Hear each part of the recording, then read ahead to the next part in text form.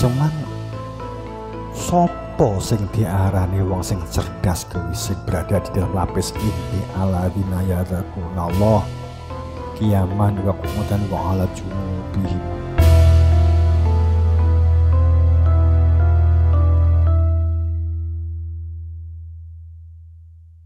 Di dalam diri kita tuh ada fitrahnya Allah, fatronas alaiha, ada fitrahnya Allah.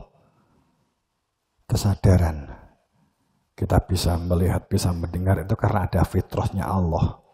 Ada nafakhtu min ruh.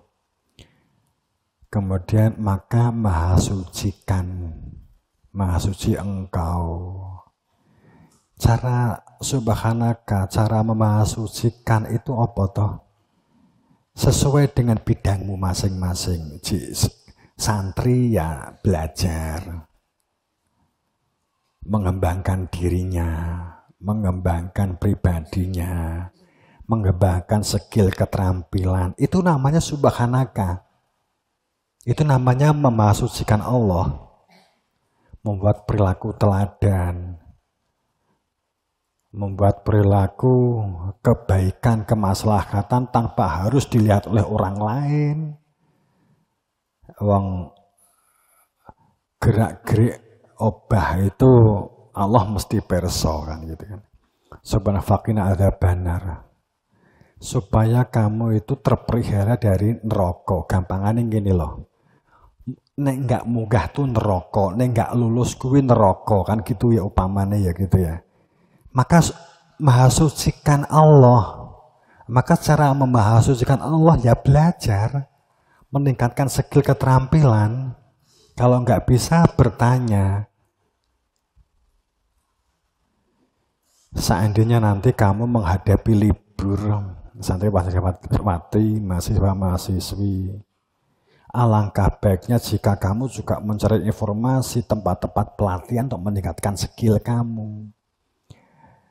Kamu di pendidikan di mana, kamu berasal dari manapun, entah Jawa Barat, Jawa Tengah atau di Sumatera, itu kan pasti ada BLK. Lah kamu kan dapat meningkatkan skill keterampilanmu di sana. Kamu bisa tanya, ada program apa? Umpamanya kan begitu. Tapi jangan buang sia-sia. Hanya habis umpamanya libur 3 minggu, petang minggu, umpamanya sesasi. Ya paling rileks kan 3 dino petang dino sambil mencari informasi. Apalagi di generasi kamu ini yang diperlukan adalah keterampilan, skill dan keterampilan. Ijazah ki ke depan itu gak patek penting.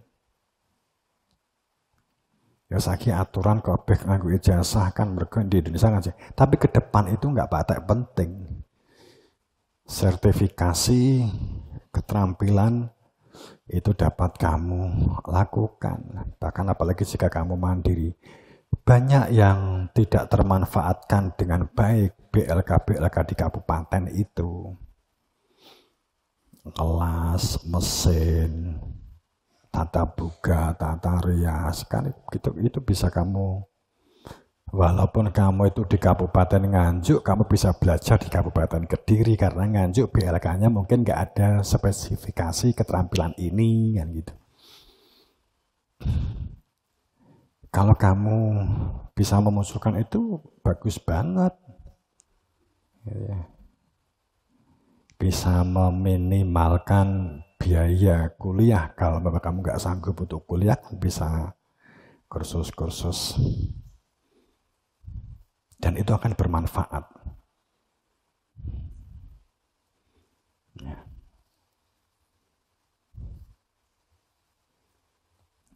Ya, saya kira begitu. Tapi ini saya akan begini. Bagaimana dengan dunia pendidikan? Ini hanya intermezzo ya. Bagaimana kita sekarang itu seperti terjajah oleh dunia maya, teknologi. Dalam dunia pendidikan juga mengalami dekadensi kesadaran. Sekarang ini pendidikan itu banyak di negara-negara itu mengembangkan sistem kolaborasi. Negara-negara tertentu yang mendahului kita, Jepang, Skandinavia, negara-negara Skandinavia, Finlandia, Norwegia, dari informasi-informasi teman-teman itu, kalau masalah ranking, masalah itu, bahkan ujian itu sudah banyak negara yang tidak lagi melakukan.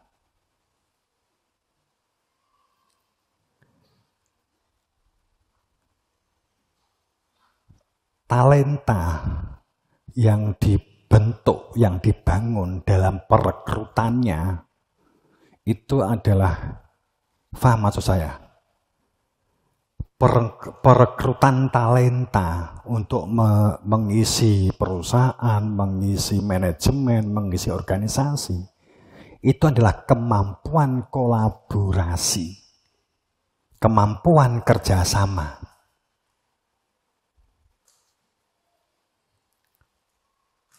Kalau dunia seperti ini sekarang ini ya, memang itu yang diperlukan. Kemampuan kolaboratif, kemampuan kerjasama, dengan elemen dan faktor-faktor untuk tetap terbentuknya sebuah kerjasama. Apalagi di ilmu yang sekarang ini berkembang, salah satunya tentang sains.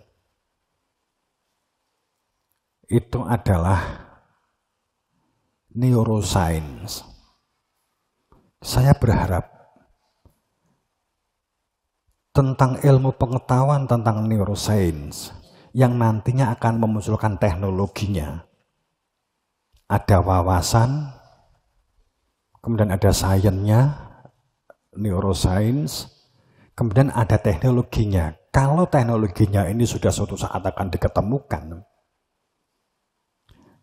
maka komunikasi itu tidak memerlukan bahasa lisan. Terkoneksi melalui otak, sudah dapat mengetahui apa keinginan orang lain. Saat loncatan ion-ion di dalam otak, baik akson, dendrit, itu sudah dapat dibangun sedemikian rupa,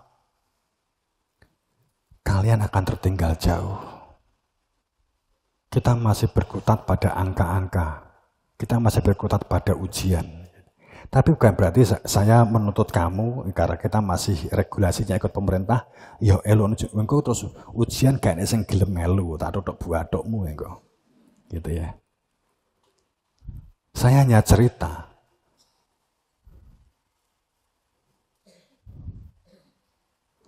Karena memang negara kita, faktanya masyarakat kita masih membutuhkan itu. Di negara-negara tertentu, karena seperti Jepang, PDB-nya atau secara keuangan sudah nggak begitu mempermasalahkan. Sehingga sistem dapat dirancang sedemikian rupa begitu. Sedang di kita kan masih, negara kita kan memang masih dalam berjuang. Saya kembali. Jadi ini bukan berarti kemudian menghilangkan ujian itu. Enggak. Sana sudah terbentuk, bro. Orang yang preman sekalipun, kalau ada orang tanya, Mas, kalau saya mau ke kota B, dari kota A ini, saya naik apa? Kereta atau bis? Bisnya itu jurusan apa, kodenya apa? Walaupun orang itu tampak preman, akan mengantarkan ke halte bus.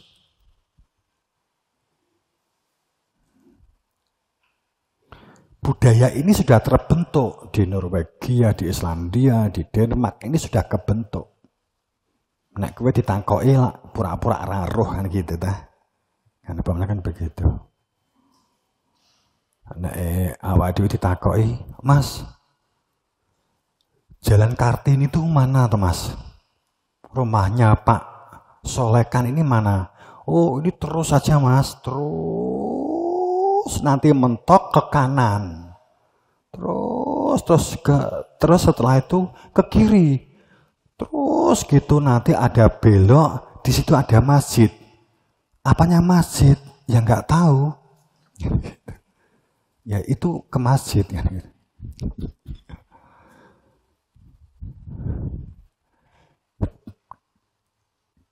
Pembiasaan budaya antri, budaya positif. Dan pendidikan sekarang itu di sana terbentuk berlatih pembiasaan. Sebenarnya kita tuh tertinggal gitu.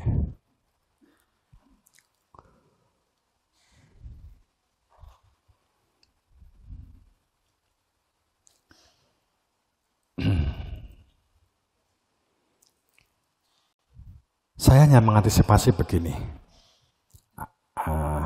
Santiwati dan semuanya. Anomali dekadensi moral akibat sistem pendidikan dengan doktrin. Ya. Terkadang itu yang punya cita-cita untuk menjadi dokter, menjadi insinyur, menjadi tentara, menjadi polisi, itu terkadang bukan anaknya, terkadang wong tuane. Nggih napa mboten?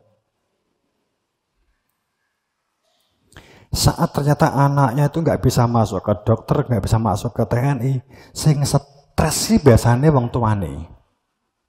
Nggih napa mboten?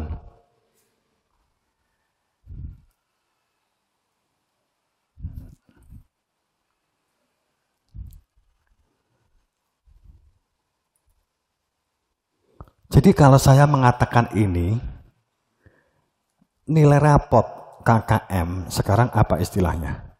Minimal 75 misalnya. Kowe iki kudu sadar, aja kemudian puas karena nilaimu telah tidak ada di bawah 75, berarti naik kelas. Kowe kudu sadar, sistem pendidikan kita itu sebenarnya berada di dalam jajahan kemunafikan. Kowe kudu sadar. Paham ya maksud saya ya? Pembohongan publik besar-besaran. Kowe iki dicetak untuk menjadi orang-orang yang fasik dan munafik supaya terbiasa bohong. Ini adalah rancangan globalis. Ini Anda ya harus tahu. Nilai rapot dulu kalau zaman saya ditetapkan 6. Kalau nilainya di bawah 6 ada lebih 3, maka nggak naik kelas. Sekarang lebih parah. Ditetapkan minimal 75. Sadar atau tidak sadar, ini telah memanipulasi mental, memanipulasi karaktermu. Sinau atau enggak sinau, nilai kamu harus 75. Ya pora. Kan gitu. Kowe iki dimanipulasi karo nilai karo angka, maka kamu jangan terperosok kebohongan angka. Paham maksud saya ya? Angka itu seharusnya berfungsi sebagai indikator untuk memberikan reward dan untuk mempermudah pengasuhan dalam membangun karakter dan kepribadian kamu. Terkadang sayang orang tua saat melihat rapot anaknya 75 kuwabeh, seneng. Anak saya nilainya bagus loh, nggak seperti saya dulu nilainya cuma 6. Nah gitu. Jadi kita tuh kepribadian sudah dimanipulasi secara sistem.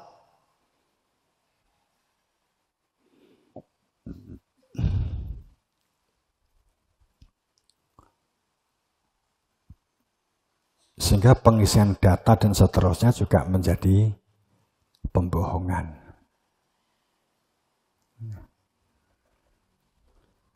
Wis tok kowe gak tau sinau, gak tau maca. Tetep karo ustadmu dikasih 75 kok. Pasti. Iya kan? Iya toh? Sebab nek gak 75 ustadmu diseneni karo dinas. Gitu lah. Gampangane ngene lho. Wong dijak manipulasi kok ora gelem toh, kan gitu loh. Ya kepeksa ustadz harus mau gitu loh. Ya. Kowe kudu ngerti kowe.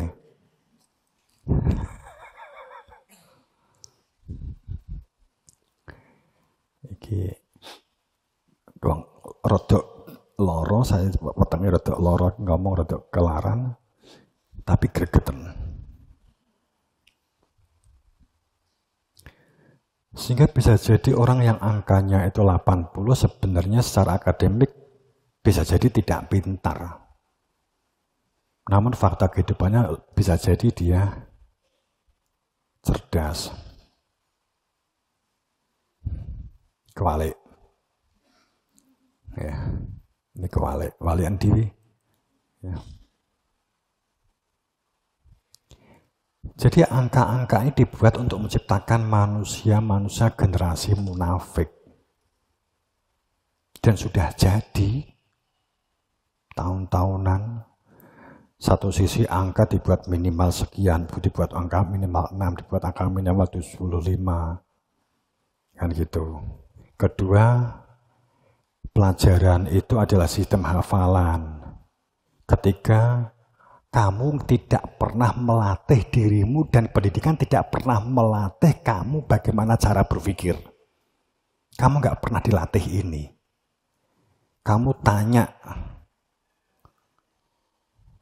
Ustadz saya tanya, Bu saya tanya, Tuhan itu kan maha satu ya Bu. Berarti ada Tuhan masa setengah. Kamu dikeluarkan dari kelas. Kamu SD tanya, menurut saya Tuhan itu maha setengah, Bu. Lalu kok bisa? Kan Tuhan maha satu. Berarti kan angka, berarti kan ada Tuhan maha setengah. Kita kan gak pernah dilatih. Atau dibuat Tuhan desimal. Tuhan maha 0,7.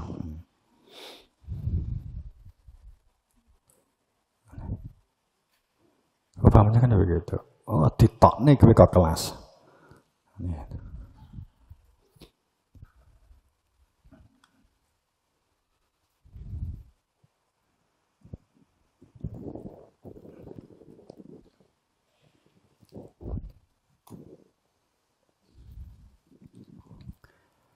Kenapa sholat itu harus jengkang-jengking? Gurumu mesti getak kan gitu kan? Yus pokoknya ngono kuwi, rasa takok-takok. Kewampeng kan gitu. Itu kan doktrin-doktrin bahwa kita tidak pernah dilatih otak kita. Dampaknya ya seperti sing tuwek-tuwek itu.